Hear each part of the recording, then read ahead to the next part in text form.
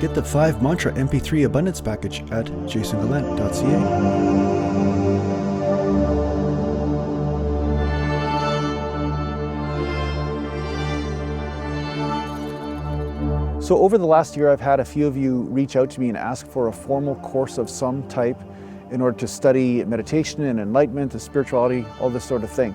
Now, although I do sessions and consultations with people, I am not offering a course at this time, but Arathi Ma is, and Arathi Ma is the woman that I wrote the book about, Awakening with Arathi Ma. So those of you who have read that will be familiar with her. Arathi Ma is offering a course in August, and it's a year long. So yeah, so if you're interested in doing a course or something formal like that, just go to arathima.com. The link is down below, and you can find out more details there.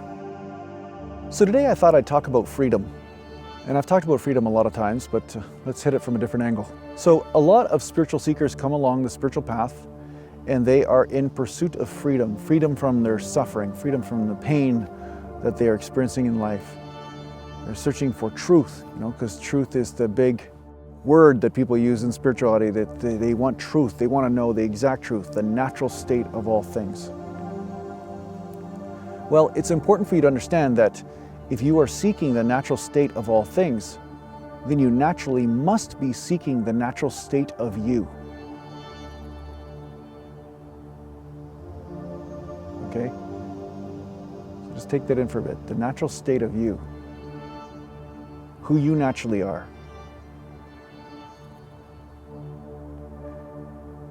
Now, it's common for people to seek something other than what they are, and then they get trapped.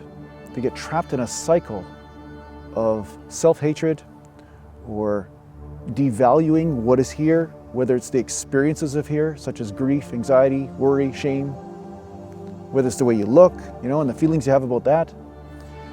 And a lot of people start on the spiritual path because they're seeking to fix something that doesn't need to be fixed.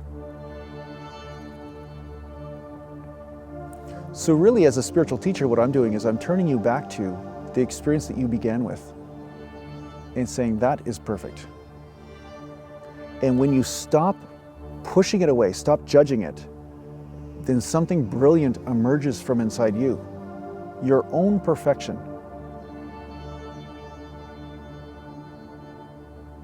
So when you go about meditation or mantra or even devotion, know that everything that you experience, the spiritual highs, they are all coming from inside you. It's just that you're finally learning how to work this mechanism so that you're not destroying yourself. You're actually experiencing you. Now, another thing that happens is that people seek this fixing.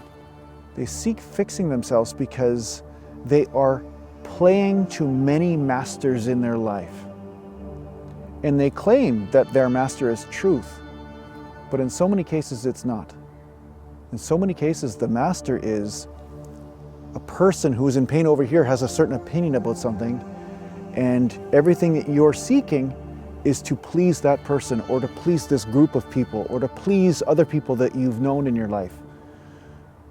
But their expectations are based on their own pain and insecurity. So this is not going to free you. This is you enslaving yourself. So definitely don't look to your spirituality and to your spiritual process as a way of seeking approval from other people. It's pretty funny because a lot of people embark upon the spiritual journey and they find out the opposite is what happens. The people that they were trying to please so much are now not pleased with them at all.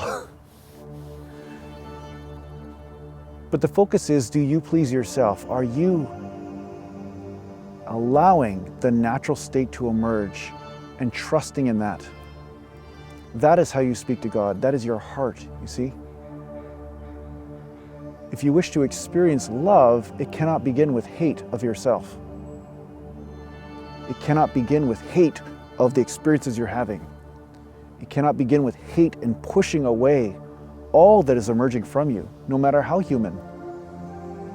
So somebody commented down below and they said, well, I guess I'm not allowed to get mad, or I can't curse or swear. I'm like, I don't care what you do.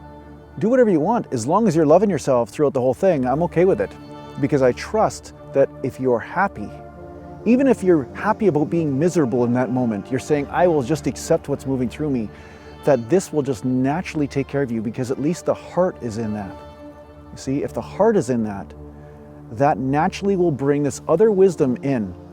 No matter what type of pain or suffering you're experiencing, this other wisdom will also be joined with that. That is your truest wisdom, your heart.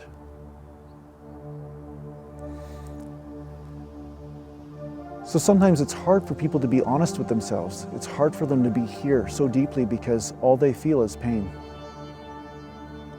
They feel their self-judgment. They feel the pain of not being accepted from others. They feel worry, anxiety. They feel insufficient in some way.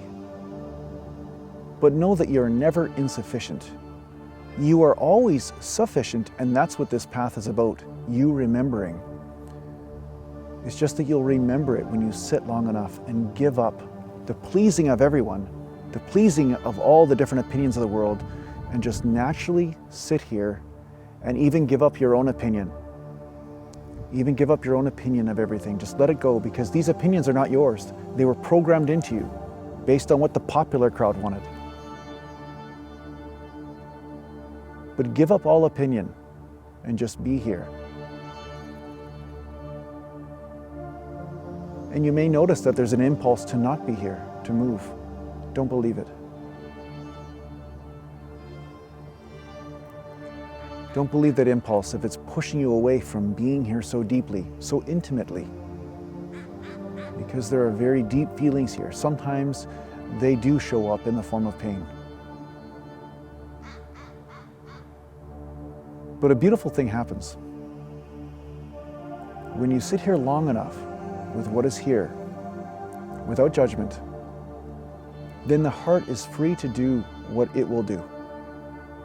And what the heart does, it's a grand divine recycler, and it recycles all of these energies and turns them into light and bliss.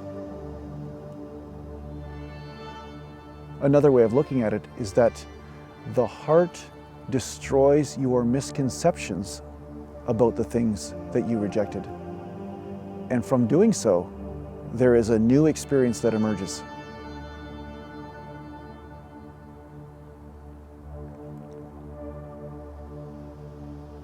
Your divinity is found here.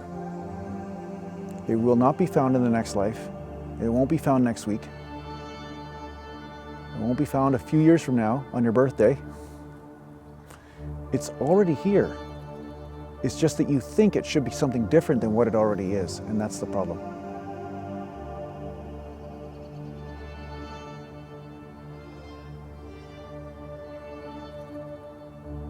Enlightenment is already here.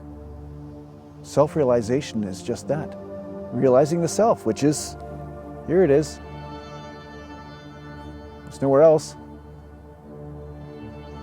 Do you have myself there in the camera with you? Right?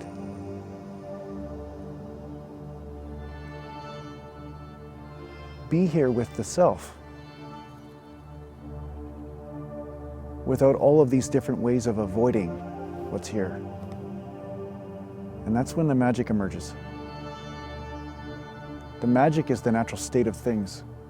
The divine is the natural state of things. Your spirituality is the natural state of things. So how can you be pushing away your natural state and expect to experience the magic?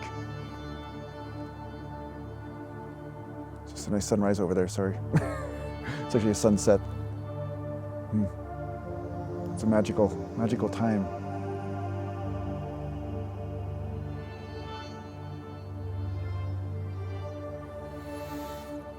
So watch your urge to avoid. Just watch that and don't follow it. Avoiding yourself isn't how you explore and love your own divinity. You can't give somebody a hug by pushing them away. So it can't be that with you.